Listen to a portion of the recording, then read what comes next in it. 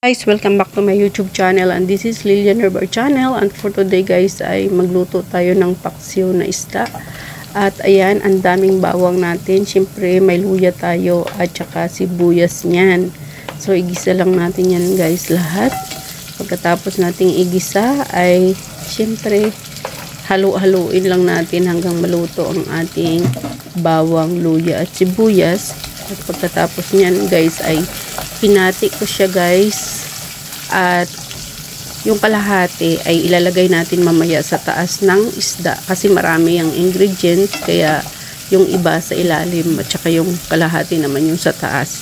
So ayan guys, after nga magisa natin ay ilalagay na natin ang ating isda. So salansalin lang natin guys ng maayos kasi hindi to kalakihan na isda guys, kaya ayan, isasalansa natin ng mabuti para maganda tingnan at hindi masisira yung isda natin. So, fresh pa yan. Binigay ng amo ko sa akin. Siyang nagbili.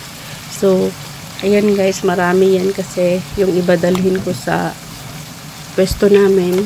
At ito ay Sunday nung niluto ko ng umaga. Ayan guys, yung kalahati. Ayan, nilagay ko sa toppings niya doon sa taas para yung ingredients natin ay mahahalo lahat sa ating nilulutong paksiw. At ayan, naglagay na tayo ng suka. Syempre, naglagay tayo ng asin dyan. Tapos yung seasoning and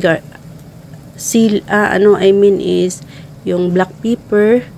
And pagkatapos nyan lahat na nilagyan na natin guys ng mga ingredients ay takpan na natin para lutuin.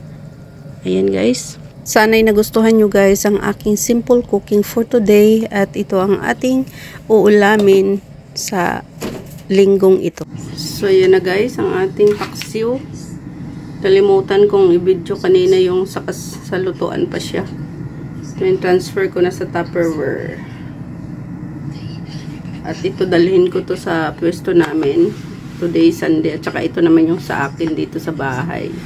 So, yan guys, ang ating naluto for today's paksiw. Thank you so much for watching, guys. Yan siya. Yan. Daming bawang, tsaka sibuyas at luya.